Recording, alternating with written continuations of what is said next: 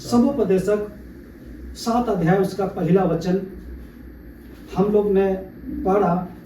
वहां पर लिखा हुआ था, अच्छा नाम अनमोल इत्र से और मृत्यु का दिन जन्म के दिन से उत्तम है। तो हम एक मनुष्य के लिए अच्छा नाम रखना बहुत ही अच्छा है और इत्र से भी बढ़कर है। इसीलिए किसी का नामकरण करते हैं तो अच्छा नाम रखना जरूरी है। तो उसके विषय में हम बात नहीं करेंगे। आगे लिखा हुआ है, मृत्यु का दिन जन्म के दिन से उत्तम है। तो क्यों मृत्यु का दिन उत्तम है? कई बार हम लोग किसी बच्चे का जन्म होता है तो उसी वर्ष से हम लोग हर साल उनका जन्मदिन मनाते आते हैं और जन्मदिन की खुशी में क्या ना क्या बड़े बड़े केक काटते हैं और क्या ना कुछ करते हैं। लेकिन सुलेमान जो बहुत बुद्धिमान, सबसे बुद्धिमान राजा था, उसने कहा हमारे जन्म के दिन से मृत्यु का दिन उत्तम है। क्यों उत्तम है? क्योंकि जो यीशु मसीह पर विश्वास करते हैं उनके लिए उत्तम है। क्योंकि मृत्यु के द्वारा ही किसी व्यक्ति परमेश्वर के पास में पहुंच सकता है, परमेश्वर के राज में पहुंच सकता है। और कोई रास्ता नहीं है कि परमेश्वर के पास में हम पहुंच जाएं। लेकिन इसीलिए हमें जन्म के दिन से मृत्यु का दिन उत्तम है। क्योंकि उस दिन हम परमेश्वर के पास में सदा के लिए हम लोग चले जाते हैं। इसलिए उस दिन हमारे लिए उत्तम है। हमारे माता जी के लिए भी जिस दिन उनका मृत्यु हुआ, बोलेंगे उस दिन उनके लिए भी उत्तम है, हमारे लिए भी कौन सा दिन है? उत्तम दिन है। तो एक व्यक्ति जब मर जाता है तो वो कहाँ जाता है, कहाँ चला जाता है? हम लोग शॉर्टकट में स्वर्ग और नरक बोल देते हैं, लेकिन असल में डायरेक्ट स्वर्ग भी नहीं जाता है, डायरेक्ट नरक भी नहीं जाता है। उसको आज हम लोग थोड़ा सा देखेंगे। तो हम लोग बात कर रहे थे कि स्वर्ग के विषय में। स्वर्ग यीशु मसीह ने भी सबसे पहला प्रचार में, अगर मत्ती के 4 अध्याय उसका 17 पद को पढ़ेंगे तो वहां पर प्रभु यीशु मसीह ने प्रचार करना आरंभ किया और लिखा, मन फिराओ क्योंकि स्वर्ग का राज निकट है। तो स्वर्ग के विषय में यीशु मसीह ने प्रचार किया। और लूका के 24 अध्याय में अगर देखेंगे, यीशु मसीह उसी स्वर्ग में उठा लिया गया। जिस स्वर्ग के विषय में उसने प्रचार किया वो स्वर्ग में उठा लिया गया। तो स्वर्ग के विषय में हम लोग जानते हैं, कई बार बोलचाल भाषा में स्वर्ग नरक बोलते रहते हैं। लेकिन कई बार क्या होता है कि जो यीशु मसीह को विश्वास नहीं करते, यीशु मसीह पर विश्वास नहीं करते हैं, उनको भी अगर वो मृत्यु हो जाता है तो उनका नाम के आगे हम लोग स्वर्गीय फलाना बोल के हम लोग संबोधित करते हैं। लेकिन पता नहीं वो स्वर्ग गया कि और कहीं गया। लेकिन हमको मालूम होना चाहिए स्वर्ग एक वास्तविक जगह है और नरक भी एक वास्तविक जगह है। नरक के विषय में हम लोग जानना चाहिए। नरक अगर यीशु मसीह ने कहा, अगर मत्ती के पुस्तक 10 अध्याय उसका 28 पद को पढ़ेंगे, मत्ती के पुस्तक 10 अध्याय उसका 28 पद, वहां पर नरक के विषय में लिखा गया। आइए हम लोग पढ़ते हैं मत्ती 10 का 28, मत्ती 10 का 28।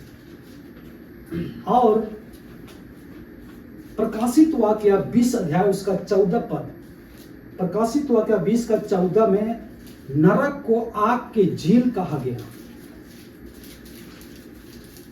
प्रकाशित वाक्य में नरक को आग की झील कहा गया है। वो मत्ती 10 का 28 किसी को मिल गया? पढ़िए। जो शरीर को घात करते हैं और आत्मा को घात नहीं कर सकते, हाँ, उनसे मत डरना, उससे मत डरो, पर उसी से डरो जो आत्मा और शरीर दोनों को नरक में नष्ट कर सकता है। आत्मा और शरीर दोनों को कहां पर नष्ट कर सकता है? नरक में। असल में क्या है कि नरक जो है किसी व्यक्ति के लिए नहीं बनाया गया, लेकिन इसीलिए यहाँ पर कहा गया कि उससे डरो जो हमारे शरीर और आत्मा को नरक में डाल सकता है। वो कौन है? कौन डाल सकता है? परमेश्वर डाल सकता है। परमेश्वर क्यों हमारे जीवन को नरक में डालेगा? नरक हमारे लिए नहीं था, लेकिन क्यों हमें नरक में डालेगा? अगर परमेश्वर के इच्छा के अनुसार हम नहीं चलेंगे, तो जिस तरह से परमेश्वर अय्यूब के ऊपर में शैतान को परमिशन दे दिया कि उसका शरीर में बीमारी आने के लिए, ऐसा ही परमेश्वर के इच्छा के अनुसार नहीं चलने वालों के विषय में परमेश्वर इजाजत दे देगा शैतान उनको कहां ले जाने के लिए? नरक ले जाने के लिए। इसीलिए यहां पर लिखा है कि नरक, अगर मत्ती 25 अध्याय उसका 41 पद हम लोग पढ़ लेते हैं। मत्ती 25 अध्याय उसका 41 पद, वहां पर लिखा हुआ है कि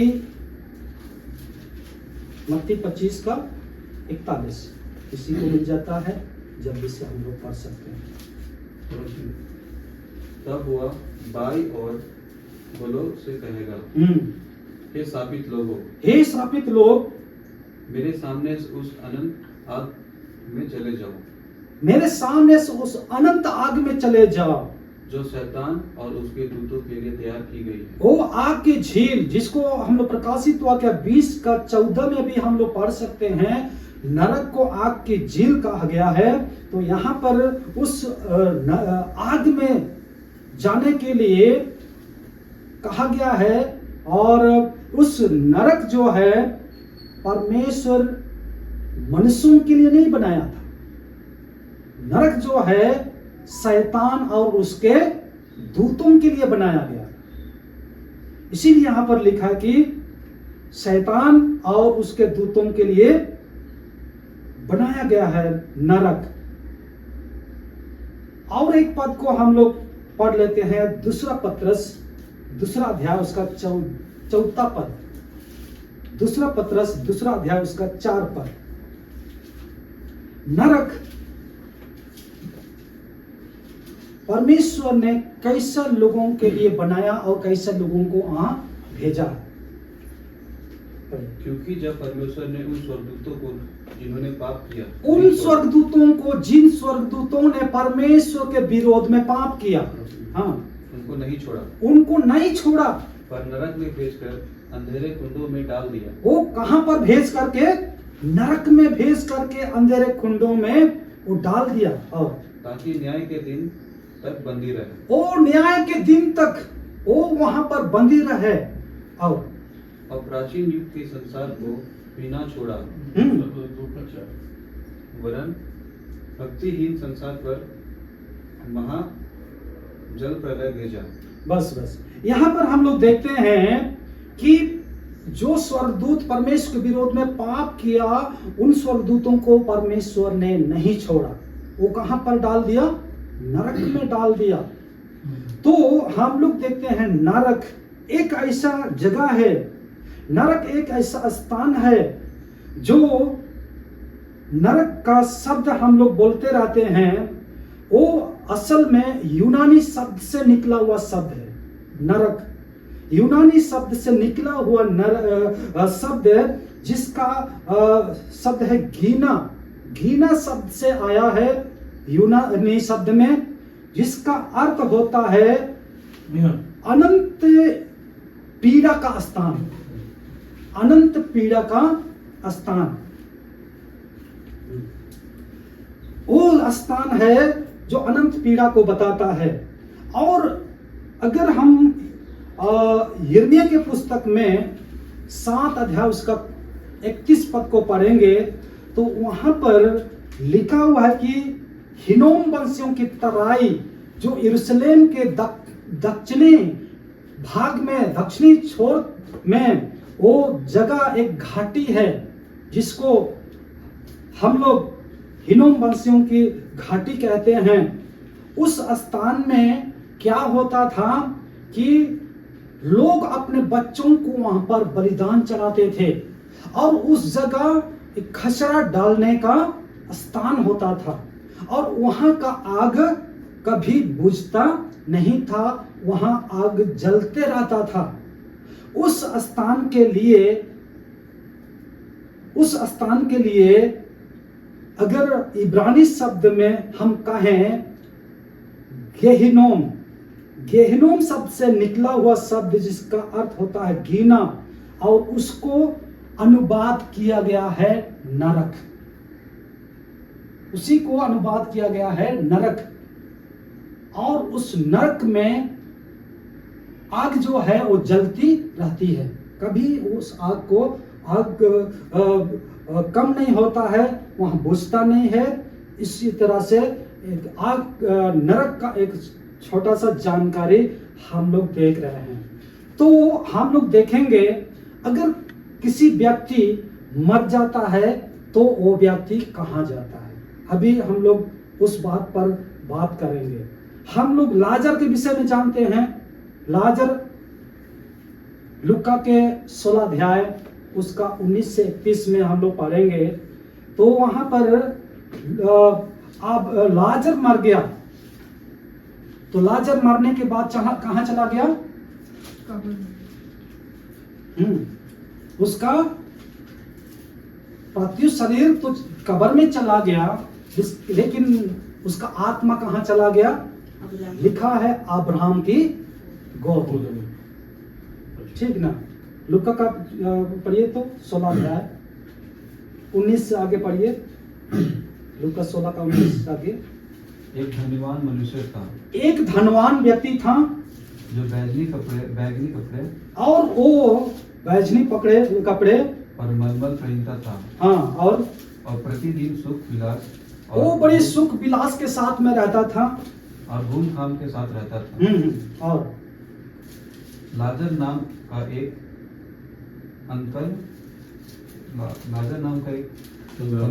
कंगाल व्यक्ति भाव से भरा हुआ उसकी डेवड़ी पर छोड़ दिया जाता था। और वह चाहता था कि धनवान की मेज पर की जैतून से अपना पेट भरे। यहाँ तक कि कुत्ते भी आकर उसके घाव को चाटते थे। ऐसा हुआ कि वह कंगाल व्यक्ति मर गया और स्वर्गदूतों ने उसे लेकर उसका आत्मा को लेकर कहाँ पहुंचाया? अब्राहम की गोद में पहुंचा दिया। वह धनवान भी मरा और वो धनवान व्यक्ति भी मर गया और गाड़ा गया, और वो बड़ी सम्मान के साथ में गाड़ा गया। और अधोलोक में उसने पीड़ा में पड़े वो अपनी आंखें उठाई। और वो धनवान व्यक्ति कहाँ चला गया? अधोलोक में चला गया। और दूर से अब्राहम की गोद में लाजर को देखा। तब उसने पुकार कर कहा, हे पिता अब्राहम, मुझ पर दया करके लाजर को भेज दे, ताकि वह अपनी उंगली का सिरा पानी में भिगोकर मेरी जीभ को ठंडी करे। बस यहाँ पर हम लोग देखते हैं दो व्यक्ति के विषय में, जिसका नाम एक लाजर है और दूसरा का नाम यहाँ नहीं है, धनवान बोल के बोला है। वो बहुत धनवान था होगा, लेकिन लाजर नाम का ये व्यक्ति जो है वो कंगाल व्यक्ति था। उसके पास कुछ भी नहीं था, कुछ भी खाने पीने का नहीं था, और उसकी वजह से वो चाहता था इस धनवान के घर के आंगन में जाकर उनका जो जूठन सब गिरता था उससे पेट भरे। जूठा जो हम लोग खा करके बचाते हैं। तो वो घाव से भरा हुआ लाजर था और उनका घाव भी कुत्ता आकर के चाटते थे। तो यहां पर लिखा है कि ये दोनों का मृत्यु हो जाता है। लाजर का मृत्यु होने के बाद स्वर्गदूत उनका आत्मा को लेकर के कहां लेके चला गया? अब्राहम की गोद में, जो एक सुख का जगह है, एक अच्छा जगह, जो अब्राहम की गोद कहा गया है। और दूसरा व्यक्ति ये धनवान भी क्या हो गया, वो भी मर गया, लेकिन ये धनवान व्यक्ति मरने के बाद में उसका आत्मा कहाँ चला गया, अधोलोक में।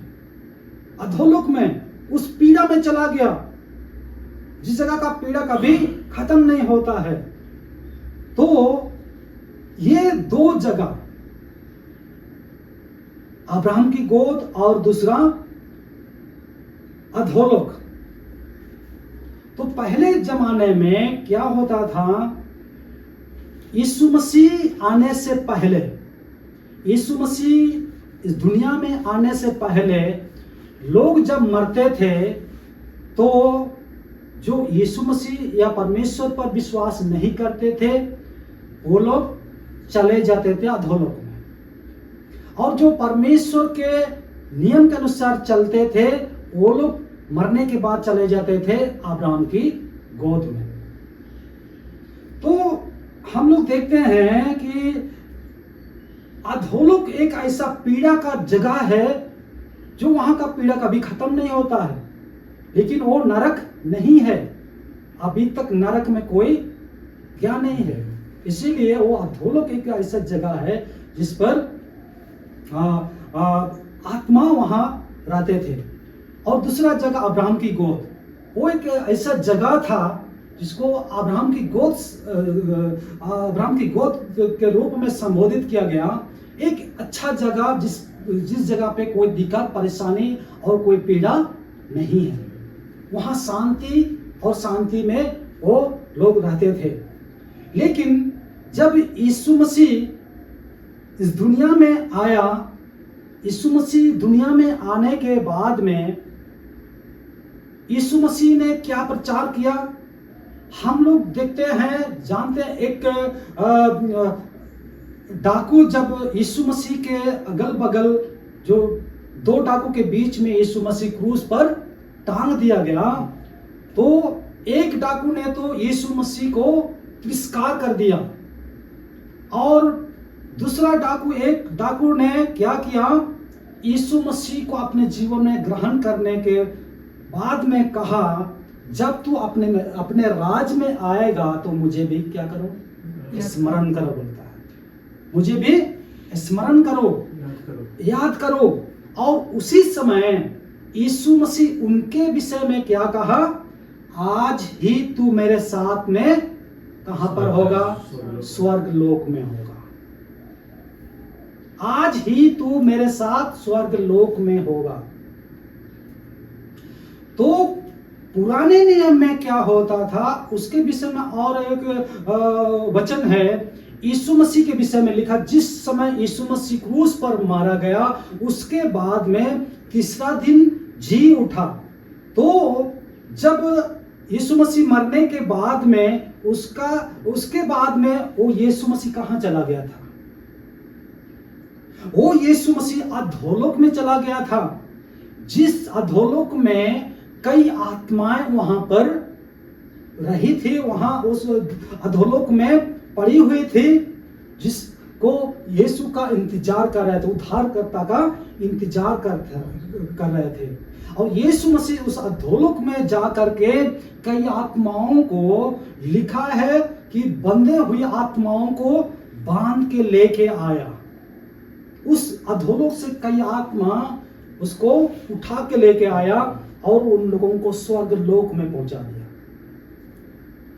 आज के दिन में क्या होता है, जो यीशु मसीह के वचन पर और यीशु पर विश्वास करते हैं, वो लोग जब मरते हैं, अभी अब्राहम की गोद, उसका दूसरा शब्द है स्वर्गलोक।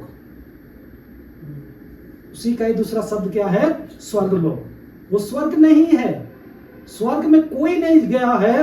बाइबल में लिखा है स्वर्ग में कोई गया नहीं है, वही गया है जो स्वर्ग से उतरा था, और वही यीशु फिर स्वर्ग में उठा लिया गया, और कोई व्यक्ति स्वर्ग में नहीं गया है।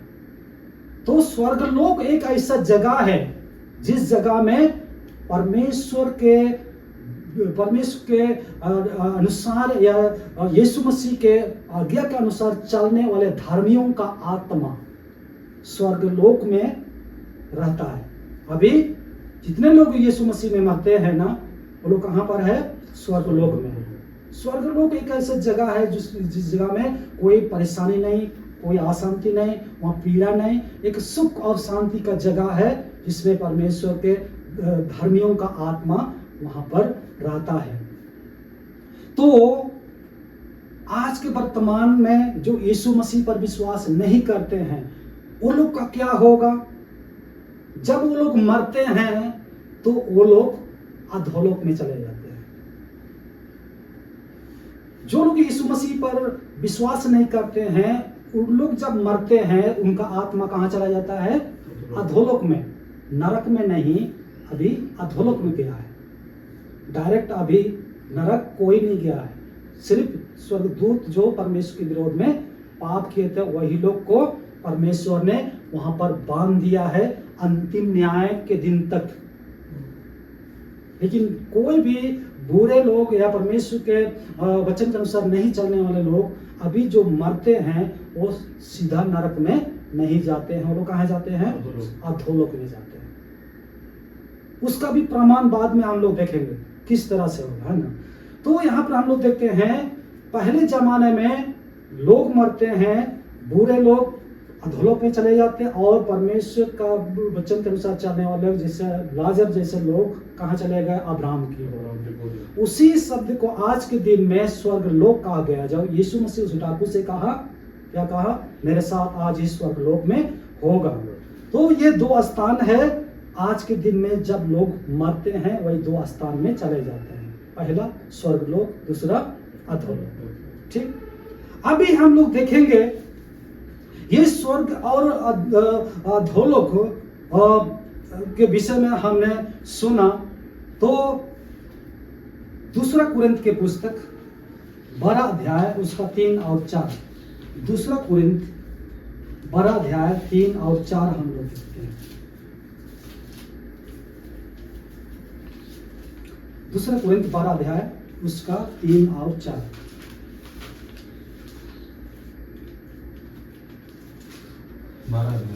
हाँ, मैं ऐसे मनुष्य को जानता हूँ।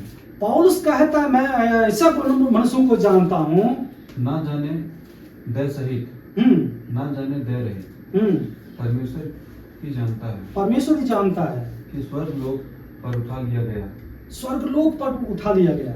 और ऐसे बातें सुनी जो कहने की नहीं, और जिनका मुंह पर लाना मनुष्यों को उचित नहीं। मनुष्यों को उचित नहीं। बस यहाँ पर हम लोग देखते हैं ना जाने दे सहित, ना जाने दे रहित, वो स्वर्ग लोक पर उठा लिया गया बोलता है।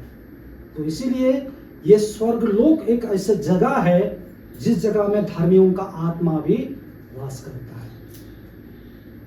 उसके बाद क्या होगा? हम लोगों को मालूम है यीशु मसीह जिस तरह से मुर्दों में से जी उठा, उसी तरह से धर्मियों का आत्मा जी उठेगा। हम लोग पढ़ लेते हैं पहला कुरिन्थ के पुस्तक, पहला कुरिन्थ 15 अध्याय उसका 20 पद से आगे हम लोग पढ़ेंगे 23 पद तक। 20 से आगे 23 पद तक। पहला कुरिन्थ 15 अध्याय 20 से 23। परंतु सचमुच मसीह मुर्दों में से जी उठा है। सचमुच यीशु मसीह मुर्दों में से जी उठा है।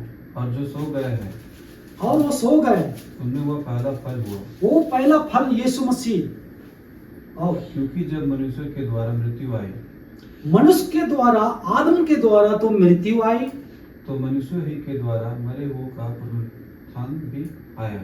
हाँ, और जैसे आदम में सब मरते हैं, आदम में सब लोग, इस दुनिया में जितने लोग हैं सब मरते हैं, वैसे ही मसीह में सब मिल जाएंगे। वैसा ही मसीह यीशु में भी मिल जाएंगे। परंतु हर एक अपनी अपनी बारी से, परंतु बारी बारी से, एक साथ नहीं होगा, बारी बारी से।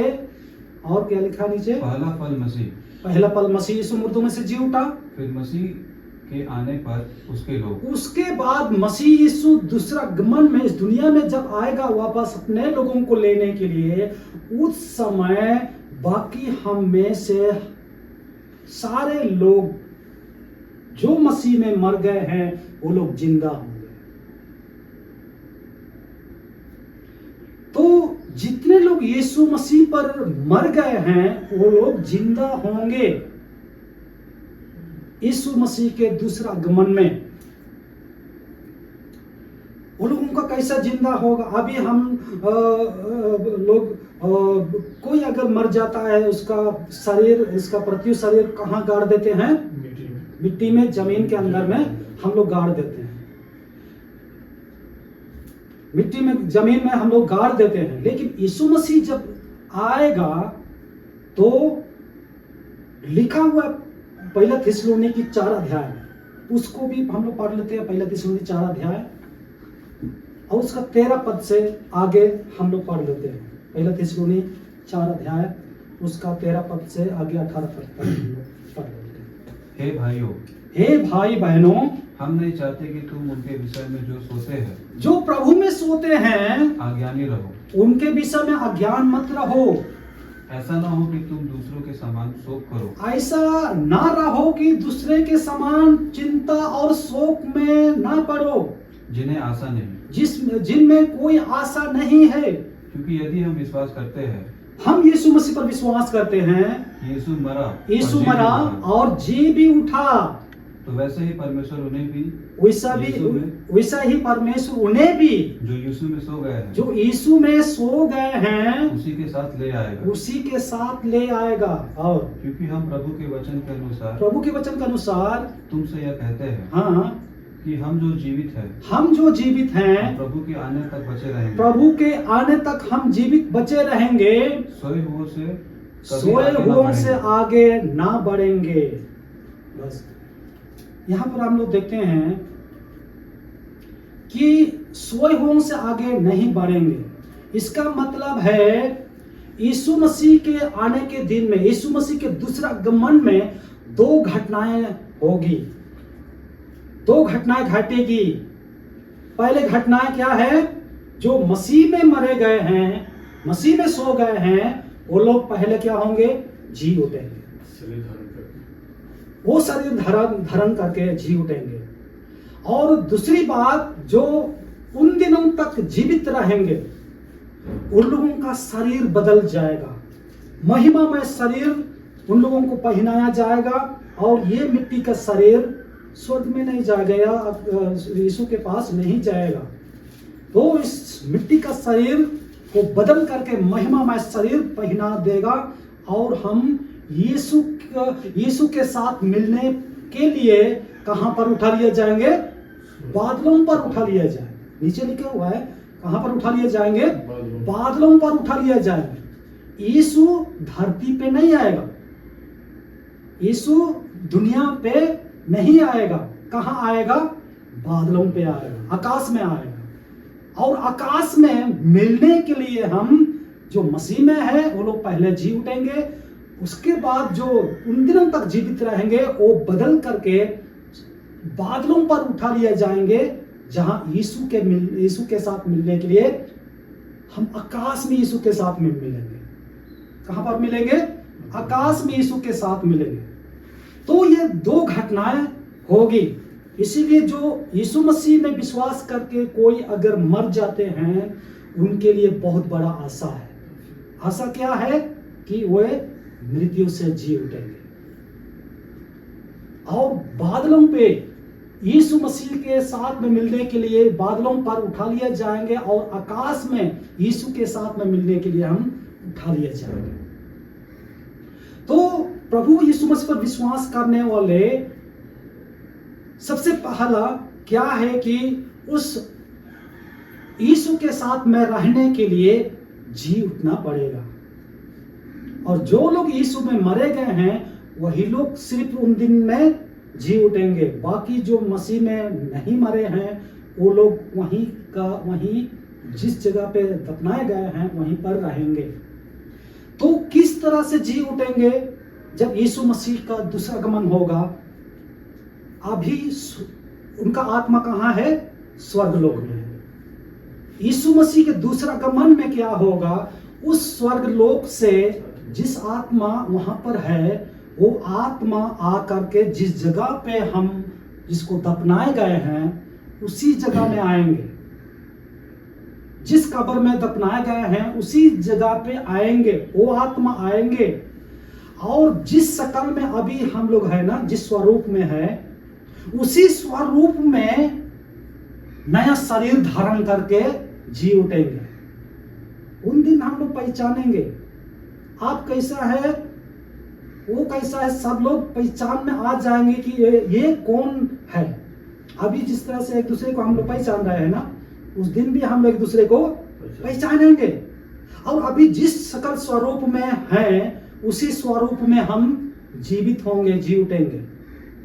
और उसके बाद यीशु के साथ में मिलने के लिए बादलों में, आकाश में मिलेंगे यीशु के साथ। लेकिन जो मसीह में नहीं थे, मसीह में मरे हुए नहीं है, वो लोग उन दिन में नहीं जीवित होंगे।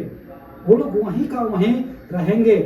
उन लोग कब जीवित होंगे, कब उनका जी उठना होगा? जिस दिन अंतिम न्याय, उन लोगों के लिए अंतिम न्याय में जीवित होंगे। क्यों जीवित होंगे?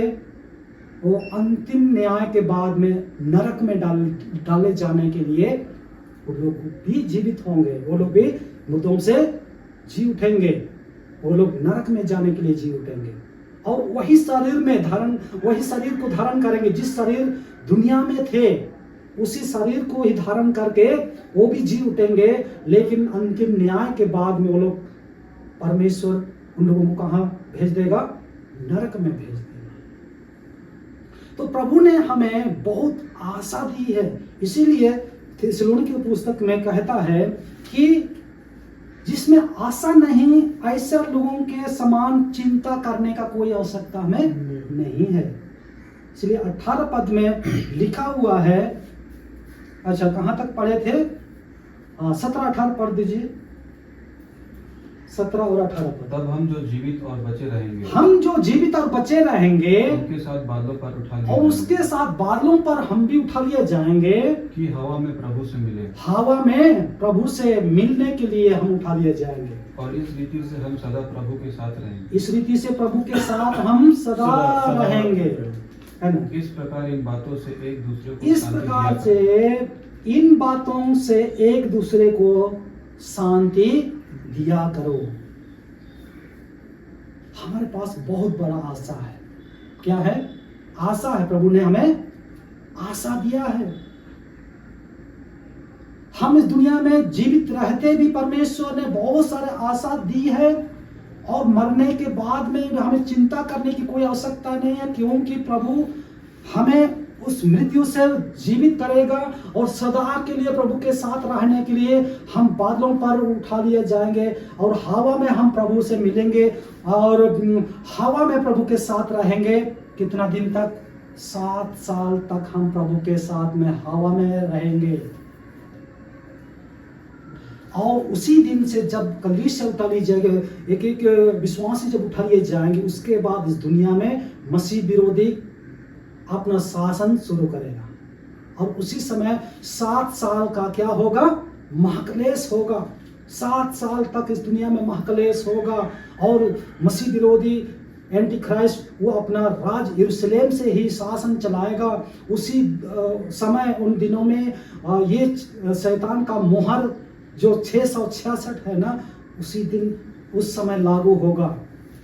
लेकिन उस समय भी कई लोग जो है प्रभु विश्वास करेंगे और प्रभु के लिए अपने जान दे देंगे और यीशु मसीह को इनकार नहीं करेंगे। वो लोग भी उद्धार पाएंगे।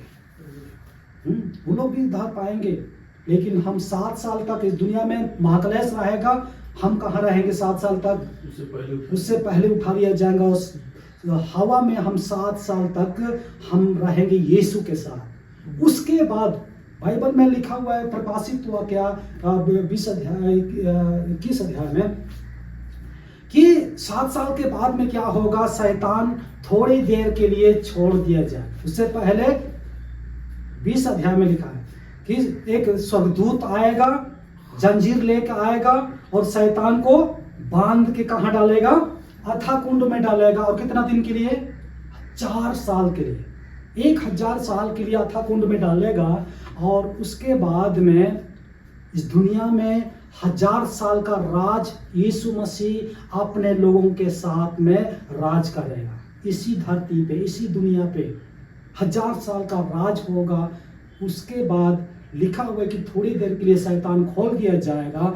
उसके बाद जब शैतान खोल दिया जाएगा तो फिर वो अपना शैतानी काम दुनिया में शुरू करेगा, बहुत सारे लोगों को अपना अधीन करेगा और उसी समय लड़ाई छेड़ देगा। फिर परमेश्वर के लोग और शैतान के लोग लड़ाई लड़ेगा। लेकिन लिखा हुआ है कि परमेश्वर आकाश से आग को बरसा करके शैतान को नष्ट करेगा। उसके बाद अंतिम न्याय होगा। अंतिम न्याय में जितने भी परमेश्वर के लोग उन लोगों से कहेगा, हे मेरे धन्य लोगों, अपने दाहिने और वालों से कहेगा, धर्मियों से कहेगा, हे मेरे धर्मी लोगों, मेरे पास चले आओ। जो अनंत सुख के लिए आपके लिए तैयार किया गया, उसी को हम लोग अनंत जीवन बोलते हैं, उसी को हम लोग अनंत राज बोलते हैं, उसी को हम लोग स्वर्ग राज बोलते हैं। और प्रकाशित हो क्या 21 और 22 अध्याय में जो अनंत काल का युग के विषय में कहा गया है, जिसका अंत नहीं है। और परमेश्वर उसी अनंत जीवन, अनंत काल का युग के लिए परमेश्वर ने हमको चुन करके अलग किया है। और जब हम उसके साथ रहेंगे तो अनंत काल तक, जिसका अंत नहीं, हम प्रभु के साथ रहेंगे। तो ये परमेश्वर ने ऐसा डिजाइन किया है, बनाया है, योजना तैयार किया है और आज हम प्रभु के योजना में सम्मिलित है। इसीलिए हमें प्रभु पर आशा विश्वास के साथ में आगे बढ़ने की आवश्यकता है। हमें चिंता करने की आवश्यकता नहीं है, क्योंकि वो यीशु जो हमें जीवन देने के लिए, बहुतायत का जीवन देने के लिए आया, और बहुतायत का जीवन जो अनंत युग, जो जिसका अंत नहीं है, युगानुयुग का जीवन, युगानुयुग का युग परमेश्वर हमको देने के लिए प्रॉमिस किया है, प्रतिज्ञा किया है। और परमेश्वर उस अनंत युगानुयुग का युग में हमको रखेगा। उसी को हम लोग अनंत जीवन बोलते हैं, उसी को स्वर्ग बोलते हैं। तो परमेश्वर का धन्यवाद हो। प्रभु इन वचनों के द्वारा हम सबों को आशीष दे। सच में प्यारो, हमारे माता जी जो पिछले दिनों में प्रभु के पास में चली गई है, उस स्वर्ग लोक में चली गई है, और यीशु मसीह के दूसरा आगमन में वो यीशु के साथ मिलने के लिए वो अपना स्वरूप, अपना शकल में वो मुर्दों में से जी उठेंगे और यीशु के साथ में बादलों पर उठा लिए जाएंगे और प्रभु के साथ में मिलने के लिए हवा में उठा लिए जाएंगे। ये हमारा बड़ा आशा है। और जो प्रभु यीशु मसीह के दूसरे आगमन में जो यीशु के साथ मिलने के लिए उठा लिए जाते हैं, उसका मतलब है हम उस अनंत 1000 साल के राज में और उसके बाद में अनंत युगानुयुग के राज में प्रभु हमको रखेगा, जिसका अंत नहीं है। सो मेरा विश्वास और आशा है हमारे माँ भी उस दिन जी उठेगी जिस दिन यीशु मसीह का दूसरा आगमन होगा। इसलिए हमें उन बातों से एक दूसरे को शांति दिया करो, जो यीशु मसीह हमसे जो प्रतिज्ञा किया है वो ऐसा ही होगा। सो प्रभु का धन्यवाद हो। हमारे जो पिताजी और माताजी ये दोनों प्रभु के पास में है और उस दिन जी उठेंगे, ये हमारा आशा होनी चाहिए।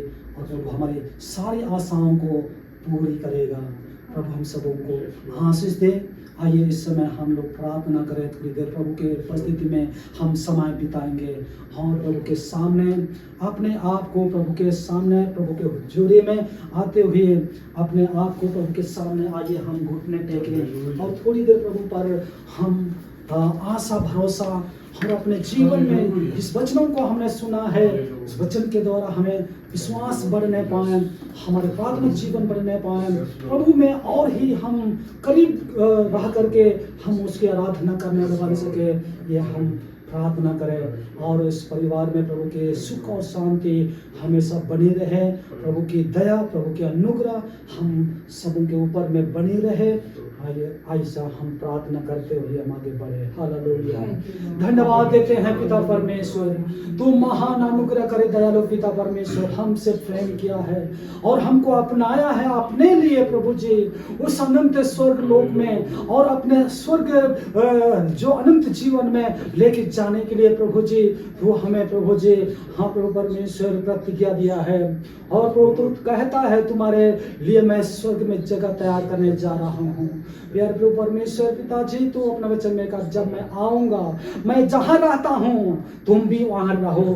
प्यार प्रभु परमेश्वर, इस सौभाग्य के लिए हम आपका धन्यवाद करते आभारी हो कि तो प्रभु जी हम ऐसा लायक नहीं थे, लेकिन तूने हमें चुना अपने नाम के प्रभु जी, हमारे नाम को बुला करके तूने प्रभु जी हमें बुलाया है और तू अपनाया है, इसलिए आपका धन्यवाद करते हैं प्रभु जी। और राजाओं का राजा प्रभु जी धन्यवाद देते हैं खुदावंद राजा। Hallelujah hallelujah hallelujah. इस समय हम प्रार्थना करते हैं विशेष करके वो प्रभु जी तेरे दास दासी संतोष प्रभु जी, उनके पत्नी और सारे बच्चों के लिए और उनके प्रभु जी खानदान के लिए, इनके भाइयों के लिए, इनके परिवार में प्रभु जी तेरा अनुग्रह होने पाए। और तो अपने वचन में कहा था तू, हाँ प्रभु जी, हाँ, और तेरा घराना उद्धार पाएगा जब तू यीशु मसीह पर विश्वास करते हो प्रभु जी। वो पिता परमेश्वर हम प्रार्थना करते हैं प्रभु जी, भाई संतोष और उनके प्रभु जितने भाई लोग हैं जो यीशु मसीह का सच्चाई को अभी नहीं जानते हैं, वो अंधकार में अपना जीवन जी रहे हैं प्रभु, हम प्रार्थना करते हैं उनके जीवन में भी अद्भुत रीति से कार्य कीजिए। इनके सारे खानदान के लोग तेरा सच्चाई को जान सके और तेरे उद्धार को लोग भी प्राप्त कर सके। ये हमारा प्रार्थना पिता परमेश्वर। प्रार्थना करते प्रभु जी ऐसे प्रभु जी भाई संतोष और प्रभु जी इस परिवार के लिए प्रार्थना करते तेरा अनुग्रह बने रहने पाए, तेरा सामर्थ्य हाथ इनके ऊपर में, इस परिवार के ऊपर में बने रहने पाए प्रभु जी, तेरा सुरक्षा प्रभु जी बने रहने पाए और इन लोगों के सारे कामों में तेरा आशीष को चाहते हैं प्रभु। अपने वचन में कहते जितने कामों में तू हाथ लगाएगा उन सारे कामों में परमेश्वर आशीष करेगा।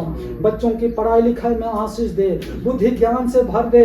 आने वाले दिनों में अगला पीढ़ी के लिए बच्चों को प्रभु तेरे सेवकाई के लिए तेरे महिमा के निमित्त तैयार कर प्रभु जी। वो प्रभु जी इस बच्चों के लिए प्रभु जी तेरा प्रभु जी मार्ग और तेरा शिक्षा हम छोड़ने वाले बन सके प्रभु परमेश्वर, ताकि सारे बच्चे तेरे मार्ग पर चलने पाए। ये हमारा पिता प्रार्थना है खुदावंद राजा। प्रार्थना करते पिता परमेश्वर इस जगह के लिए, इस कंपाउंड के चरण यीशु तेरे लहू से हम बड़ा बांध लेते हैं और इन लोगों के द्वारा जितने जगह में प्रभु जी अपना जमीन जायदाद लिए हुए हैं प्रभु परमेश्वर, उन सारी जगहों में प्रभु तेरा सामर्थ्य हाथ बने रहने पाए पिता परमेश्वर। प्रभु जी हम प्रार्थना करते हैं आज के दिन में, हाँ प्रभु जी हम उन बातों को याद करते हैं जो वे शारीरिक मन प्रभु जी होने के नाते हमारे जीवन में जरूर, हाँ प्रभु जी, हाँ प्रभु जी अशांति जरूर हमारे जीवन में, चिंताएं, हाँ प्रभु हम दुखी होते हैं प्रभु परमेश्वर। प्रभु जी तो अपने वचन में कहा था संसार में तुम्हें क्लेश होगा लेकिन ढाढ़स बांधो, मैंने संसार को जीत लिया है प्रभु। तो वचन में कहा था प्रभु जी सच में अपने लोगों को उस विजय की ओर, उस जयवंत की ओर ले जाना चाहता है जिसने तू प्रभु जी अपने जीवने के दिन में तूने विजय प्राप्त किया है और वही विजय के उत्सव में हमें लिए फिरने चाहता है। इसलिए आपका धन्यवाद करते पिता परमेश्वर। प्रार्थना करते हैं प्रभु जी विशेष करके प्रभु विशेष करके प्रभु हमारे माँ जो प्रभु पिछले दिनों में तो अपने पास बुला लिया, उसके कारण से हम जरूर हाँ शोकित हैं प्रभु परमेश्वर, लेकिन तू अपने बच्चन के द्वारा हमें ढाढ़स बढ़ाता है प्रभु जी।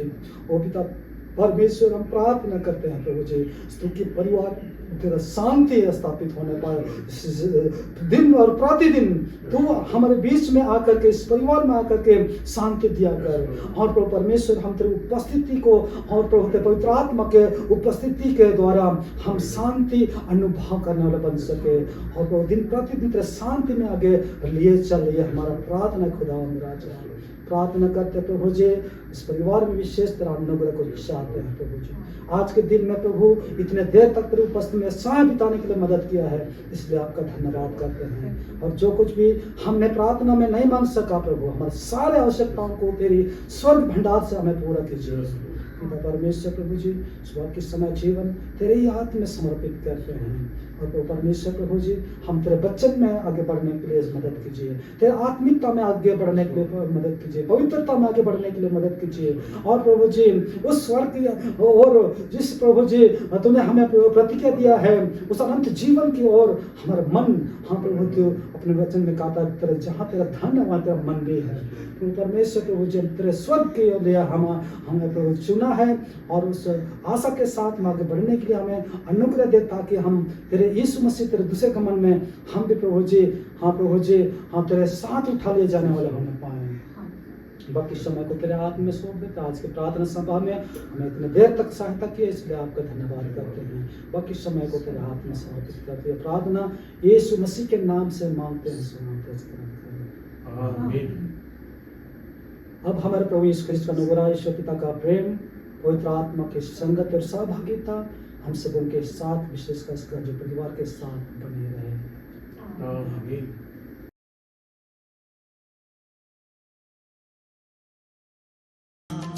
हम मिलेंगे बादलों पर, हम मिलेंगे बादलों पर, देखेगा सारा जहां, नीले आसमां के पार जाएंगे, मेरा यीशु रहता वहां, नीले आसमां के पार जाएंगे।